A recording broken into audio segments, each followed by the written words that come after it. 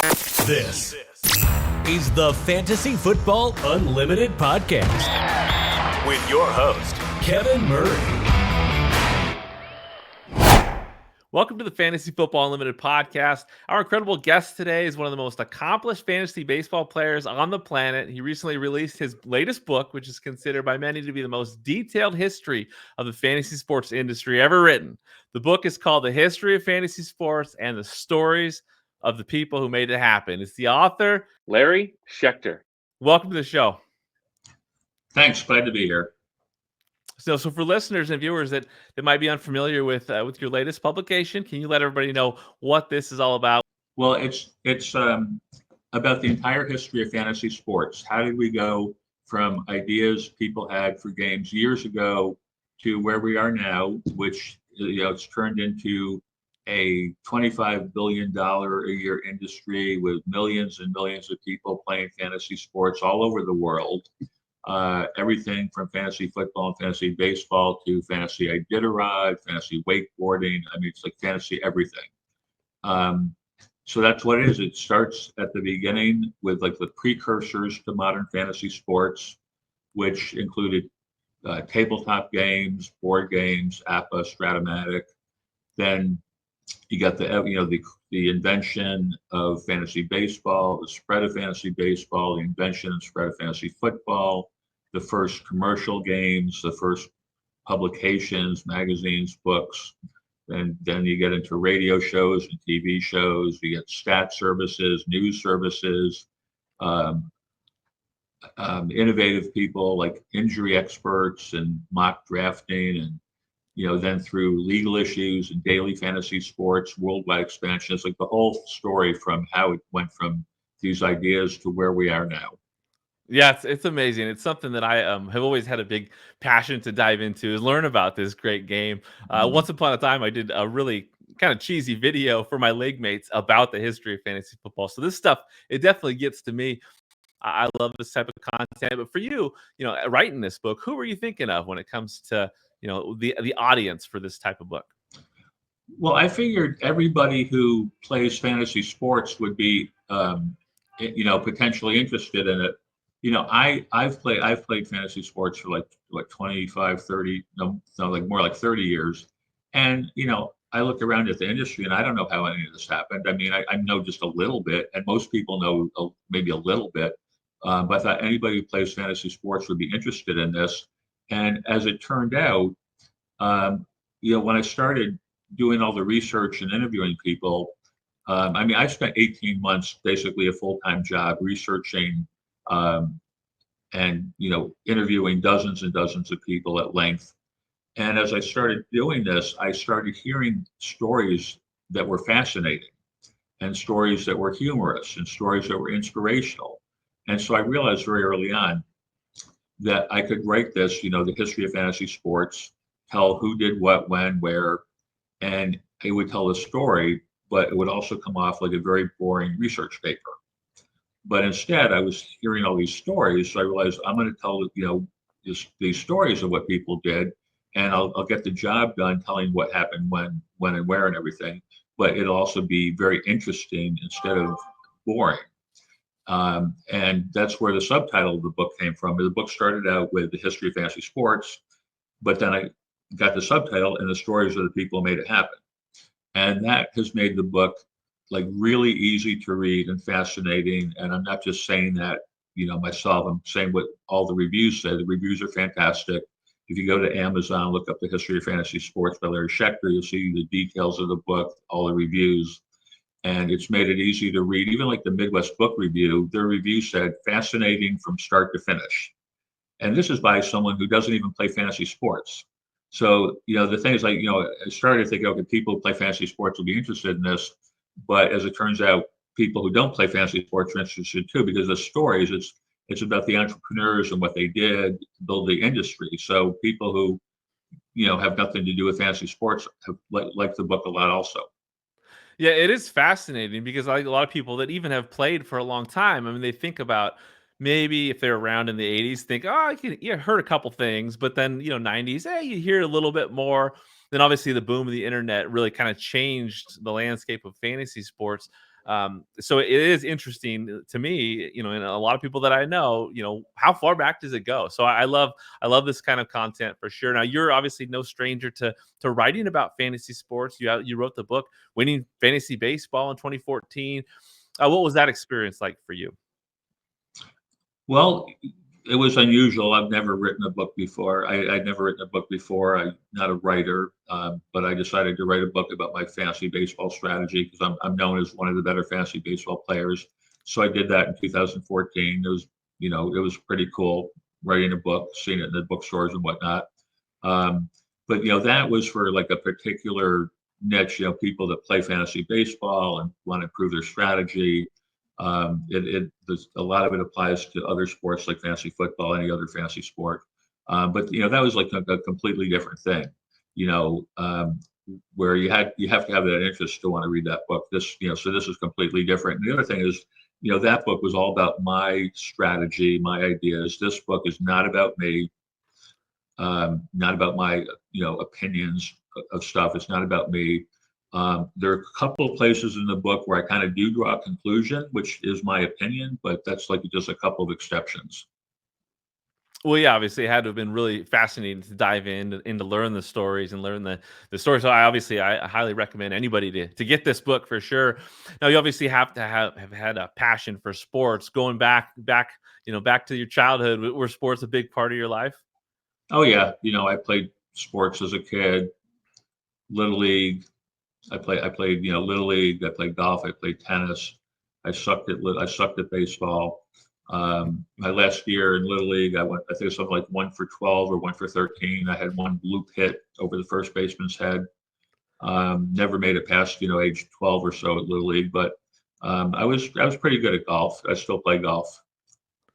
And Well, then, you kind of got as far as watching sports, like, I got into that very early too, watching Major League Baseball and football and everything. Like, Was baseball your favorite sport? um, to watch, I guess probably. I mean, I don't even remember exactly when I was young. I know I liked baseball, I liked football, to watch, and I still do. Those are my two favorite sports.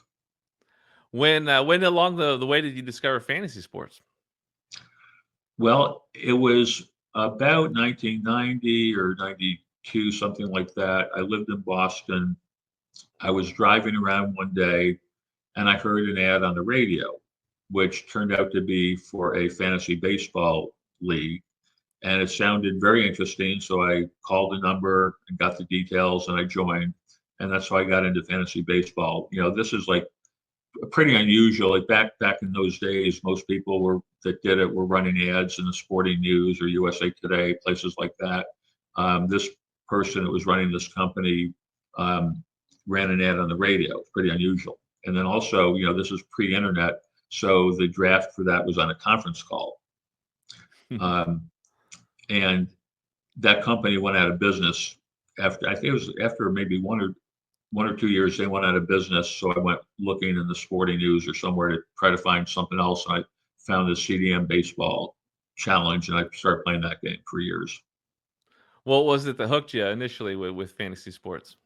I don't know. I mean, just, liking baseball and football and, having a mathematical mind and a competitive spirit. I mean, just, I don't know exactly. I mean, I think, millions of people get hooked.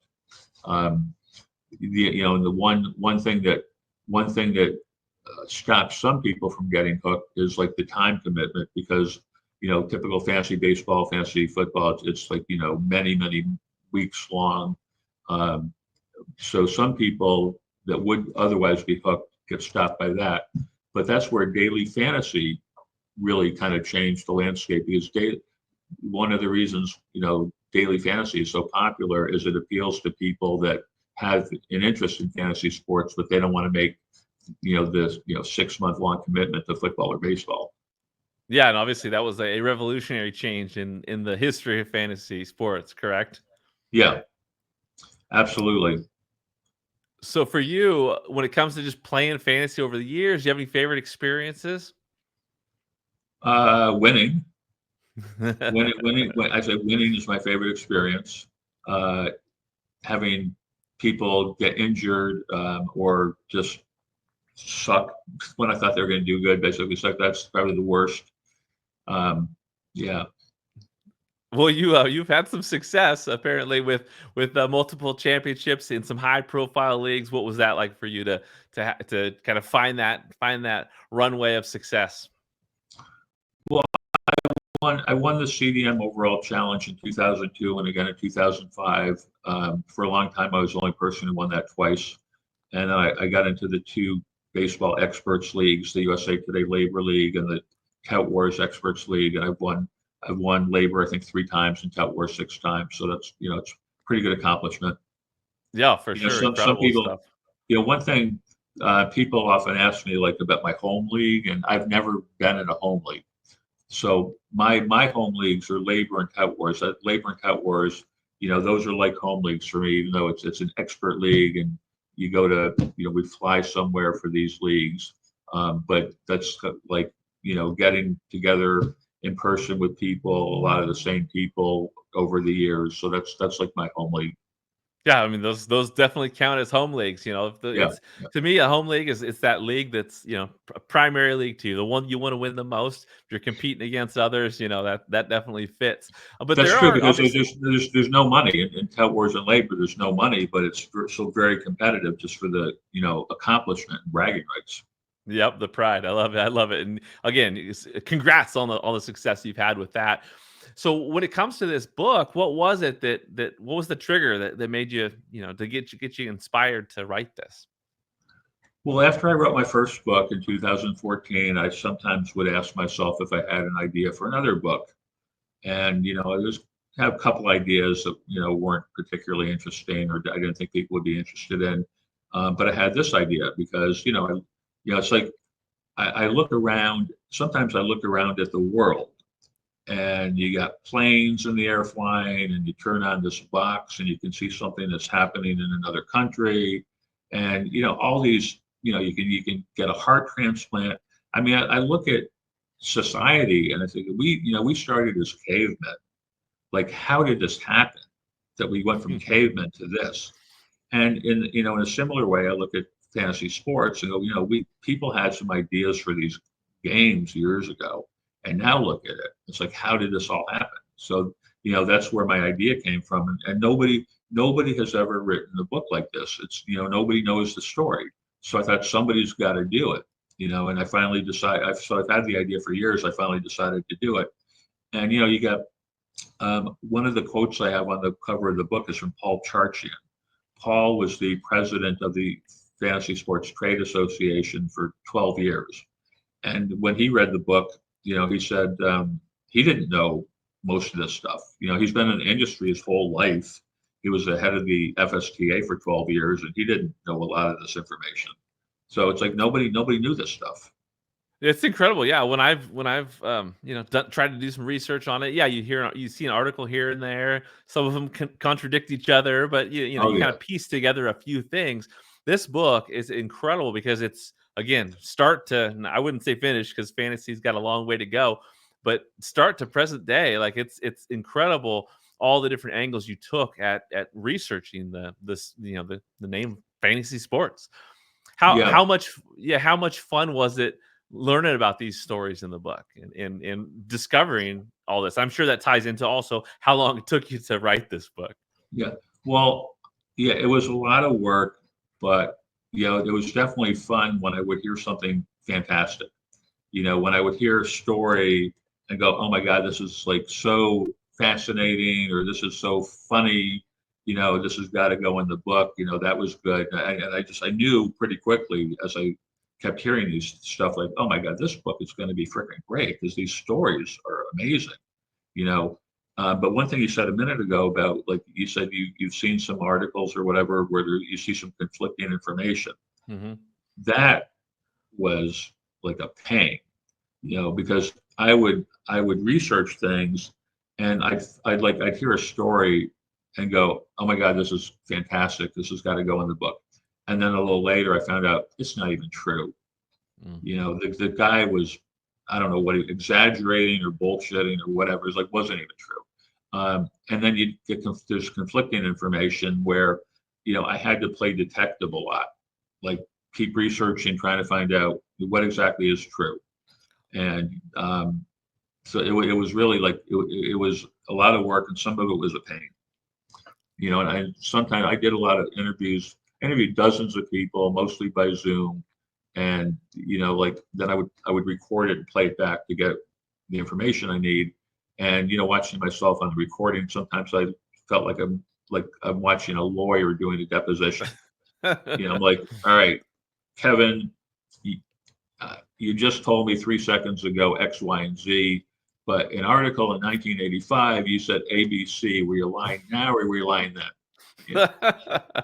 But well, obviously, basically, that's like people can't remember stuff. If I had, like I don't remember what I had for lunch yesterday, let alone something that happened 20 years ago. So if I found an article from 20 years ago where somebody said A, B, and C, I'm going to go with that as opposed to their memory. Sure. One guy, John Zaleski, was one of the original board members of the Fantasy Sports Trade Association, and so I was trying to it took a lot of work to figure out who were the original members of this board.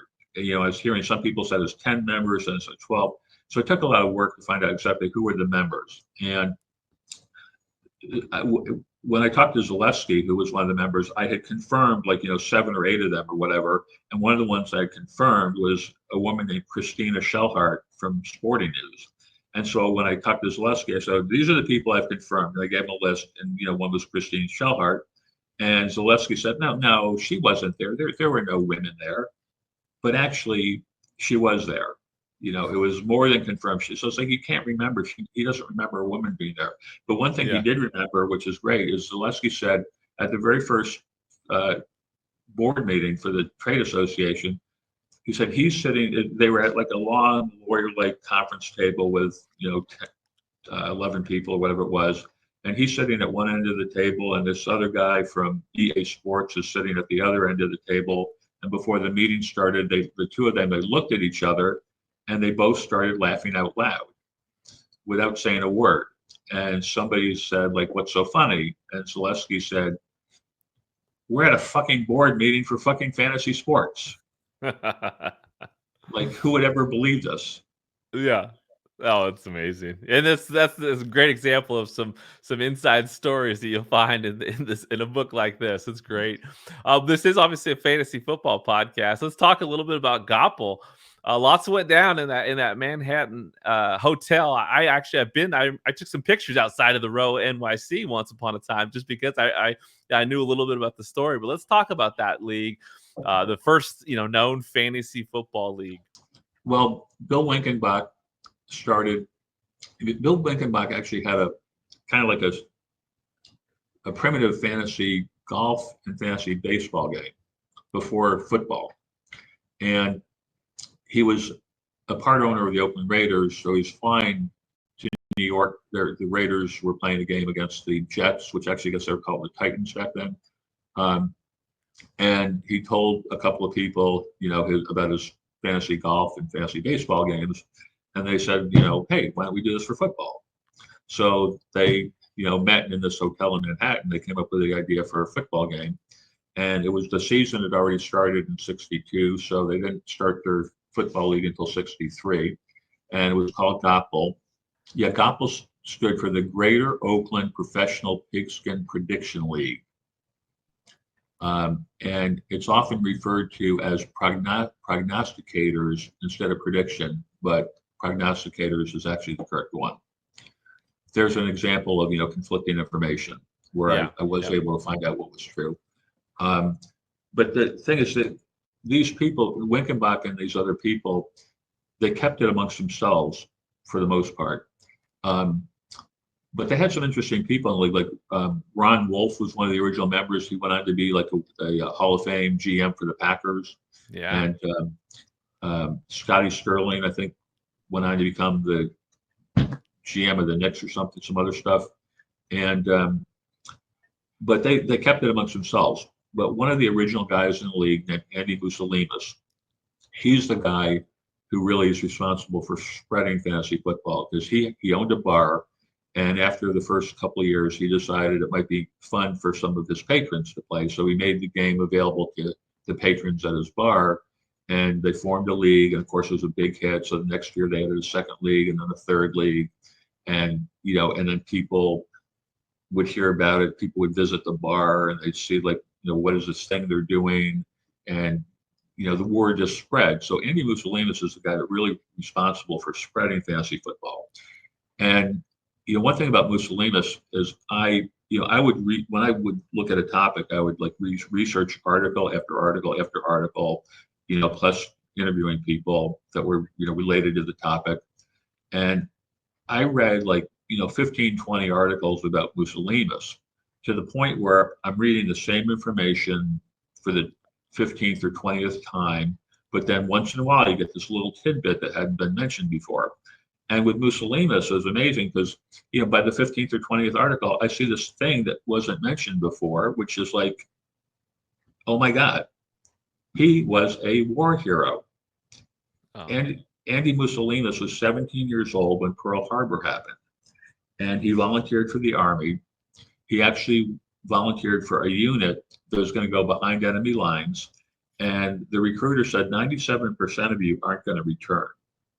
And he went anyway. They gave him a cyanide pill. So if he got caught, he could kill himself. And but he obviously survived the war. He was a war hero. He got like a medal from Congress later on. So it's like, spreading fantasy football is, kind of insignificant compared to that, and Dan, transition quickly into baseball. Dan Okrent, who's primarily responsible for spreading fantasy baseball. It's like, that's kind of insignificant to the rest. He's had a very distinguished career in writing and publishing and writing books and won a Pulitzer Prize for a book. And, all people remember him for is, fantasy baseball. But the whole thing with fantasy baseball, there's kind of like this myth that Dan Okrent thought up fantasy baseball magically on a plane flight from Connecticut to Texas. That's not true at all. There's like a whole lot more to the story, and it goes back, even 20 years before that. Well, that's the thing is with so many stories in this book, that's the bottom line is there's so much more to the story. So it's great to learn more and dive deeper into these stories because the history of fantasy is pretty cool. And one thing you'll also find in the book is just discussions about the rosters and the point scoring systems, which is pretty funny to look, think back, playing present day fantasy, think about some of the scoring involved. So lots went down at King's X. Which is that bar from with Andy Musolinis and obviously so much more with fantasy baseball. What were the first commercial games in fantasy sports that you discovered? One of the first, and maybe the first, was run. Now you're in Seattle. This guy was actually in the Seattle area. Jim, I think his name is Jim Burris, started a commercial game that had some success. But then he went out of business pretty quickly, and the reason he probably went out of business quickly is the way he had it set up was violating gambling laws. And then other people started commercial games. One of the first big ones was, well, actually, I mean, there's a few that my mind just had like 5 of them come into my mind at once. So I'll start with one. There's a company called Sportsmark, was a company called Sportsmark in Canada that started newspaper games where for fantasy hockey. People in Canada had these hockey pools starting like in the 70s or even before, where they'd each pick a couple of players in hockey and they'd get points for if they scored a goal or got an assist. And but it was limited. Like if you each took one player, you could only have like a handful of people playing in a hockey pool. But these guys got the idea to do a checkbox game where they would group players together, like 4 players in a group, and have like 20 boxes. And so you pick one player from 20 boxes, and that way you get like an astronomical number of possible combinations, like in the millions or something. So they came up with this idea whereby you could have 100 people playing a game or 20,000 people playing a game at the same time. It wasn't limited. So they got this idea and they pitched it to one of the local, I think it was, I wish I had a perfect memory, because this stuff is all in the book, but Yeah. I think it was Vancouver. They lived in I could be right. I think they lived in Vancouver, so they pitched it to the Vancouver Canucks, and they weren't interested. So then they thought, well, let's try one more team. They went to Edmonton, the Edmonton Oilers, and they agreed to do it. They thought, yes, this is a good idea. Let's make this available. The idea these people had at Sportsmark was to make it available to the season's ticket holders. The guy in the Edmonton Oilers was like, well, why just our season ticket holders? Let's make it available to everybody. So he got the Edmonton newspaper involved, and they put it in the Edmonton newspaper, and thousands of people signed up. And the story of what these guys had to scramble because they didn't really have this thing set up. They just had an idea. They didn't have software or anything set up. So all of a sudden, they've got a deal to do it, and then all of a sudden they're getting like thousands of entries. So they had to scramble to get this all done and work. But from there, they ended up getting papers all over Canada and then the U.S. At one time they had 1 million entries for hockey games. Which then they did some other sports as well.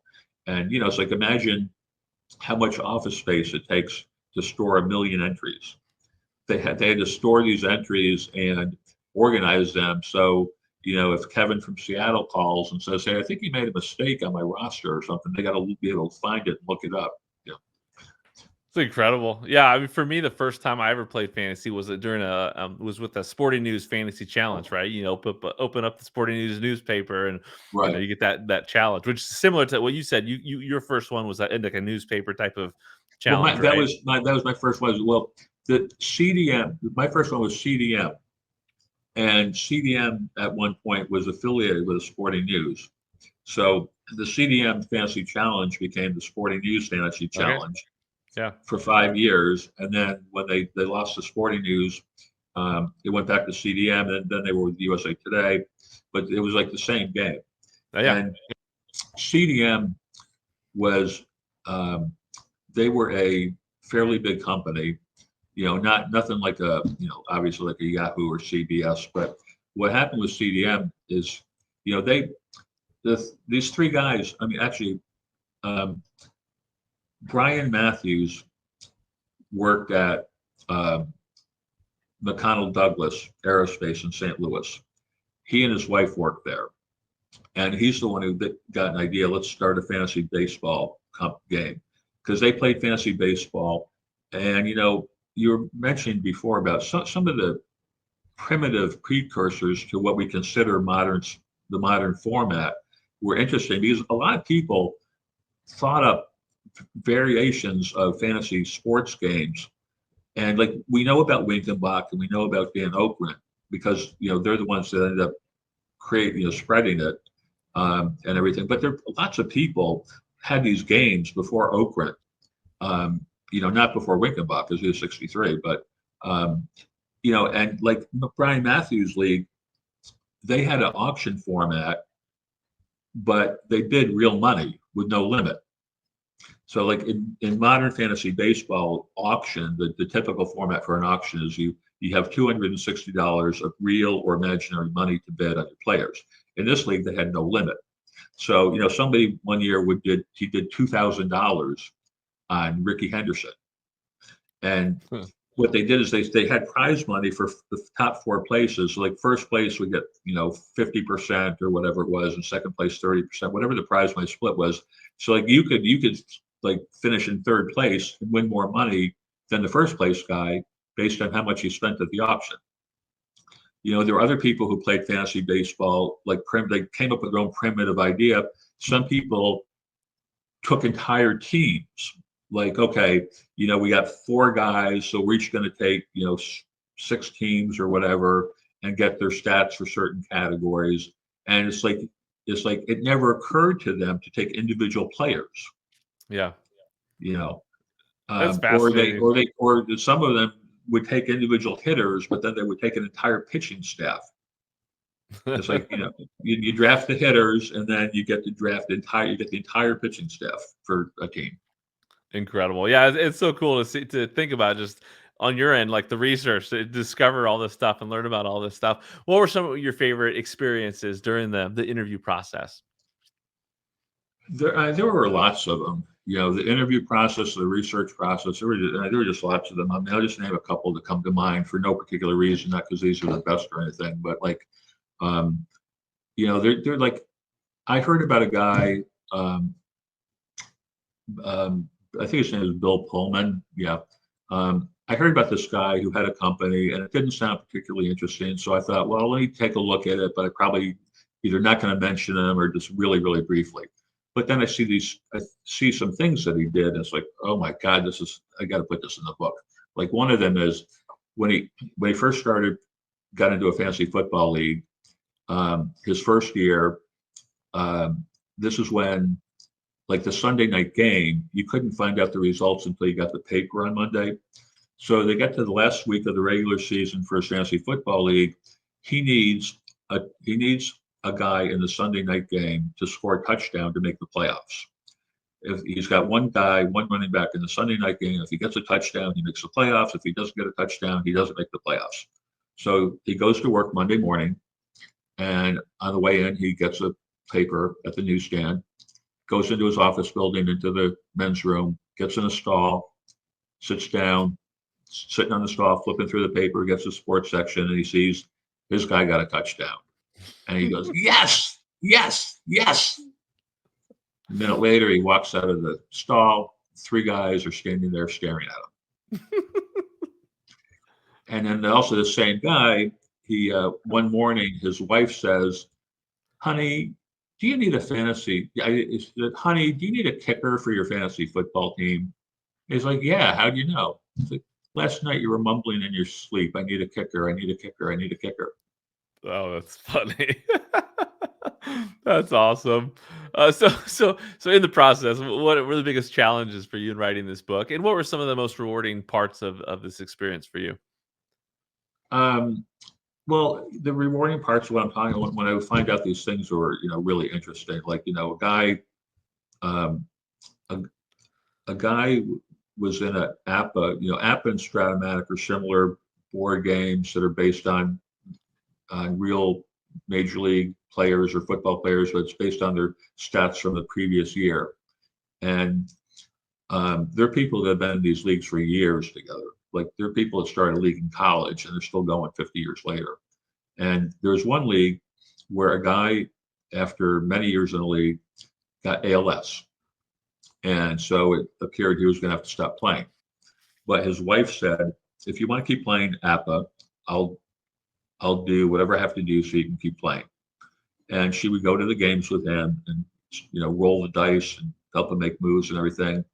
And she did this for a few years, where he got to the point where he could hardly communicate. I mean, the only way he could communicate at this point was like through a computer and an eye reader, and his wife could read his lips. And in this condition, he got to the World Series of his APA League, baseball.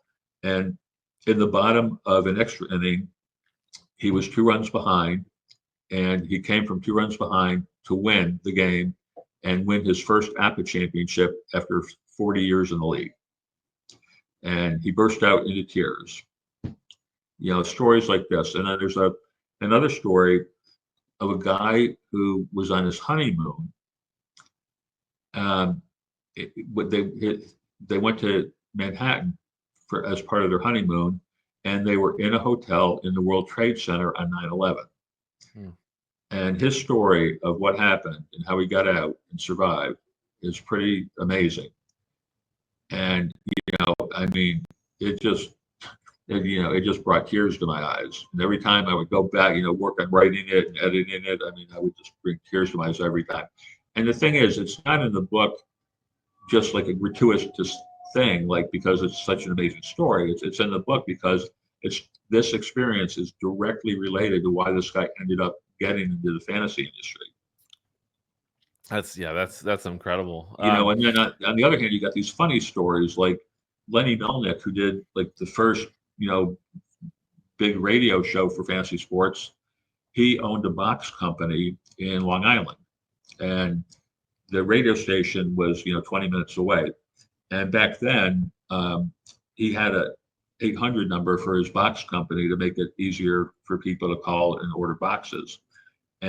But what he would do is but the radio station didn't have that for radio shows. So he would put the phone number for the radio station as a call forwarding to his 800 number.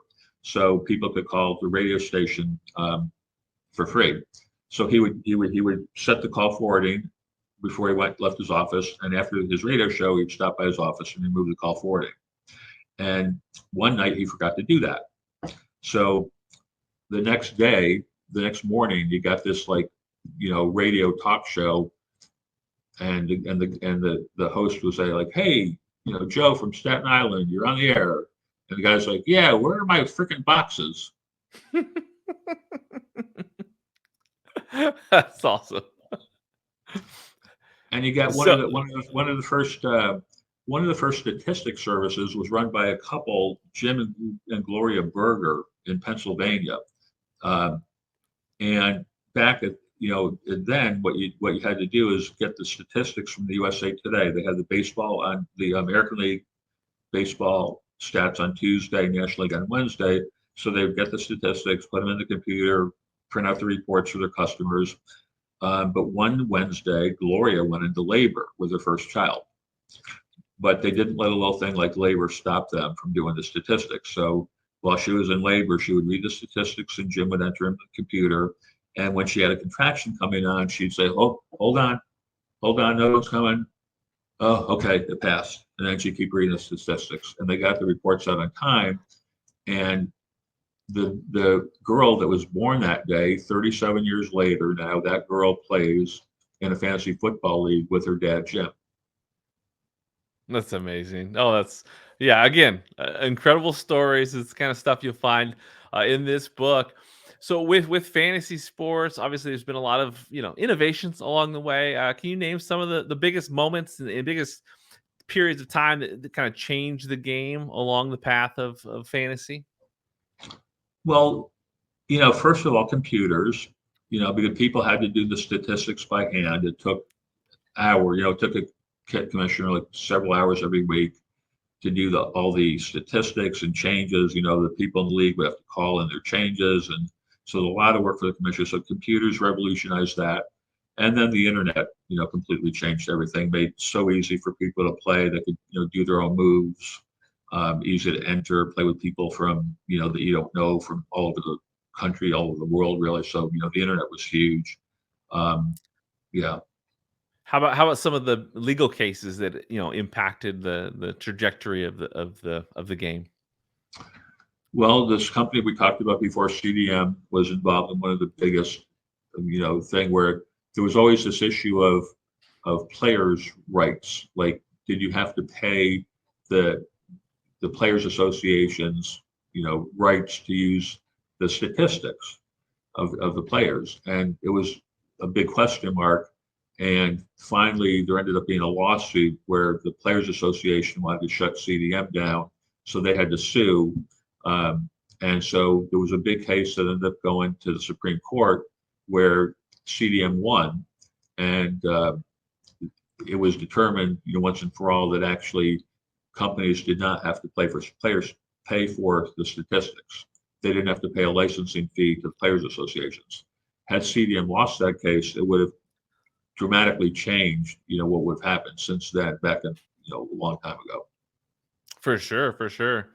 Now, obviously, radio, TV has had a big impact on the growth of fantasy. You want to talk a little bit about XM radio and that kind of stuff? Well, yeah, I mean, it's just like everything else. It just evolved, from the first magazines and books. One of the things about all these entrepreneurs in the book, what they have in common, most of them, is they saw a need for something that didn't exist. Like somebody, like they played, like, well, you're in Seattle, like Ian Allen, Ian Allen and his partner Bruce Taylor were college students in Seattle, University of Washington, and they start playing fantasy football, and like, this is great, but there's like no information. Like, why don't we start a magazine? In fact, it was Bruce's idea for a college project. They got a college project assigned, and like, let's start a fantasy football magazine. And the college project, you were just kind of supposed to have an idea, like what would you do, and write for the college project. But they decided, you know what, let's actually do it. And they started a magazine that became Fantasy Football Index magazine, which is still today one of the very largest fantasy football magazines. Oh, for And sure, for sure. yeah, and then other people, everybody, like, people with stat services, they're like, the first people that got into computers were like, wait a minute, you know, we could do this for our fantasy league instead of spending 10 hours, doing stats by hand. So then they'd start a service and offer to people. So it's like everybody saw a need for something that didn't exist, or maybe it existed, but they thought they could do it better. And they went after it, and that's what I mean. That's obviously what you've done with this book, right? There's a need to share the Yeah. history of fantasy. So might as well be you that does it. I love it. Yeah. That was one thing that was really cool. When I finished the book and I sent it to my editor, one of the comments my editor made after reading it for the first time was I had kind of an abrupt ending. I mean, basically, but my ending was the final chapter, which happened to be about worldwide expansion. I just ended it. The editor said, why don't you write an epilogue, kind of sum it all up? And I thought, all right, that's a good idea. I should do that. Nothing long, it's brief. So I started thinking about what to write in the epilogue. And when I'm thinking about the epilogue, it occurred to me, what you just said occurred to me. It's like, wait a minute, I just did the same thing these other entrepreneurs did. I saw a need for something that didn't exist, so I did it. It's like, wow, that's pretty cool. Yeah, no, I think that's fantastic. Can you touch on? You just mentioned a little bit about the worldwide expansion as being kind of the end of the book. Can you talk about that, like what you've seen with what's happened with fantasy sports worldwide? And obviously, you've mentioned before, from football to Iditarod. Can you kind of talk about the crazy things you've seen in fantasy sports that others might not be aware of when it comes to the types of games that are played out there? Yeah. Well, like in some cases, like somebody would be visiting the U.S. Like a guy from Italy was visiting the U.S. and he saw a book about fantasy football, and he's like, "Well, this is interesting." And in Italy, the big thing is soccer. So he's like, "Geez, I'll bet I could take this concept and start fantasy soccer in Italy." And he did that, and then fantasy soccer spread. And a guy that an American who was living in Japan found out about back to CDM. He started playing CDM. He thought, I could bring this to Japan, and it kind of happened like that a lot. Another guy from China, um, that worked in the U.S. for a while, played fantasy basketball, I guess it was, or football, I forgot, and he brought it to China. So it's like it just spread. And one thing that blew my mind when I heard it. Now, there's about 60 million people in the U.S. who play fantasy sports, and that's adults. That doesn't even count under 18. There's lots of under 18, but that's a lot. 60 million in the U.S. and Canada, adults play fantasy sports. That's a lot, but that's not what blew my mind. Because I knew that, but what blew my mind is when I found out 200 million people in India play fantasy cricket. Yeah, that'll blow anybody's mind because that's a huge number, and it kind of shows how cool fantasy sports can be and how you can apply them to so many different things. And yeah, fantasy cricket, there's definitely a market out there for that. One thing I will say, I've done a lot of interviews with people in the fantasy industry and talked about kind of their origins, and I would say most people that have kind of been around for a while, that have played the game for quite some time, they attribute the book, is rotisserie baseball book, like how to play rotisserie baseball, like in the 80s, a green book. Everyone mentions it. What did you Yeah. learn about that? Well, that's Dan. That goes back. That's Dan Okrent. The thing, Dan Okrent. I said before, there's a whole lot more to the story, but he's the guy who primarily invented what is modern what's really auction format fantasy baseball. There's other formats of fantasy baseball, snake drafts and salary cap, but he's his auction format is still today, pretty much the standard, with very minor changes. But in Bantam Books approached his group about publishing a book. And his league started in 80. In 84, they published a book by Bantam Books about rotisserie baseball. And that sold something like 50,000 copies. So lots and lots of people started fantasy leagues because they saw that book. One person who in that category was 14-year-old Matthew Berry. Mm-hmm. Matthew Berry, who's now like the face of fantasy sports, media. When he was 14, he got that book, got into a league. Ron Chandler, who's really well known as a baseball, fantasy baseball analyst who combines fantasy baseball with sabermetric stuff. He saw that book in 84, and he saw it, like, I don't know, like in the summer or early fall or something. So it was like too late to start a baseball league, but he's like, let's start a hockey league. So they kind of, based on the fantasy baseball book, they came up with some similar type rules for hockey. They started, him and some friends, they started a fantasy hockey league, and then the next spring they also did fantasy baseball. It's amazing. Yeah, Bob Lung, the the founder of the Fantasy Football Expo, he too is, he credits a lot of his origin to playing fantasy sports to that book as well. So lots of great stories, in and outside of this book, but the fantasy sports community is pretty special. What did you learn along the way when it comes to just the community aspect of this, and how that's really fueled the love for fantasy sports? Well, there's a lot of community. Fantasy people in the fantasy industry have a community. People who are in leagues like Labor, Cat Wars have a community. A lot of people who just interact on Twitter. It's like there's a whole fantasy community. Then you've got, fantasy sports. It brings together fathers and sons, mothers and daughters, fathers and daughters. Brings together coworkers. That's one of the things fantasy sports is so amazing. It just brings people together. You got a fantasy football draft in Las Vegas where you'll have a plumber sitting next to the CEO of a Fortune 500 company, and they're talking to each other like they're best buddies. You got Mark Mariani is one of the people I interviewed for the book. He was with CBS Sports and Turner Sports, and Mark said that his first job, he was in Chicago, and they invited him to be in a fantasy football league.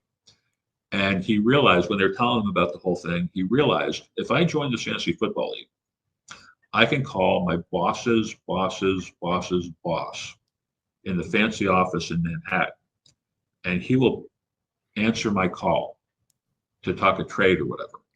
Whereas ordinarily, there's not, in a million years would this guy take this other guy's phone call. So when he figured that out, he joined the league. That's a perfect story for sure. So obviously we've talked a little bit about the history of fantasy football or fantasy sports. What does the future of fantasy sports look like, in your opinion? I have no idea. People ask me that question, and I don't know. I mean, obviously it's here to stay. There's probably going to be some innovations that I can't even imagine. I don't see it fizzling out in any way. I mean, yeah, I have no idea. We'll just have to find out. Who would have imagined? I mean, if you asked me that 5 years ago, or 10 years ago, or 20 years ago, I mean, who would have ever thought what would happen in the last 5 years, the last 10 years? Yeah, it's been a pretty incredible journey. Fantasy sports has been a big part of my life since the mid '90s, and I've seen a ton. And you too have seen obviously a ton of change over the years, and it's exciting to see where it's going. Because yeah, I agree. I mean, it's growth, it's innovation, but who knows? It's probably the best answer for sure. Can you name some of the people that have had just a big impact on you during your journey in the fantasy sports industry, or during this process of writing these books? I was involved for a while, collaborating with the Sandlot Shrink, Dennis Lepore from the Sandlot Shrink, which is one of the first ever fantasy baseball advice services, which still exists today. And that got me into labor and tout wars because I was representing them for a while. And there's lots of great people in the industry, especially I think of people that I know from tout wars and labor. You got Steve Gardner from USA Today, which originally was John Hunt. When I first got in there, John Hunt from the USA Today ran labor, and Steve Gardner took over for him quickly because John left the USA Today. You got Greg Ambrosius from the NFBC, Ron Chandler. I mentioned he's from Baseball HQ. Rick Wolf is one of the stars of the industry. He's been involved in he's like the Ferris Bueller of the industry. He's been involved. He's like anything that happens, he happens to be there. Yeah. And like Paul Charchian. I mean, some of these guys I interviewed for like hours and hours, and I think some of them I drove them crazy, and then like follow up emails. And all the people I interviewed, like so mostly by Zoom, it's like almost everyone was like, I'd like to go have a beer with the guy. I'd like to go have a beer with you. I'd like to have, there's very few exceptions. I won't mention the names, a few exceptions I would not want to have a beer with, but most of them it was fun. Yeah, some good people, and a lot of common bonds when it comes to the love of the game, the love of the community aspects of fantasy sports, and obviously the excitement of how fantasy sports make the sports you're watching just better. I think I saw something in the book where there was a mention of it's like eating popcorn, right? Right. In a movie, right? It just makes the movie exactly better, right? Yeah, that's Harsh Jain, the guy who started Dream 11, the big cricket fantasy company in India. That was his quote. He said fantasy sports is like having popcorn at the movie. Popcorn makes the movie better. Fantasy sports makes the sports experience better. That sums it up to me. I love it. Well, Larry, is there anything else we haven't covered that you want to share before we close things out? Well, just in closing, I'll just say that the book is available on most online booksellers' websites, paperback and ebook. Probably the easiest place to get it is Amazon. If you want more details, you want to read all the reviews, go to Amazon. Anybody, here's the thing, anybody who likes fantasy sports is going to love the book. And I'm not saying that to sound arrogant. I'm just saying that's just the way it is based on all the reviews and feedback. And so if you're watching this podcast, it's because you like fantasy sports, or at least fantasy football anyway. So if you're watching this, buy the book. You've got to read this book. You're going to love it. Really, either buy it right now, or if you can't buy it right now for some reason, the holidays are coming up soon. Put it on your wish list for Christmas or Hanukkah or whatever.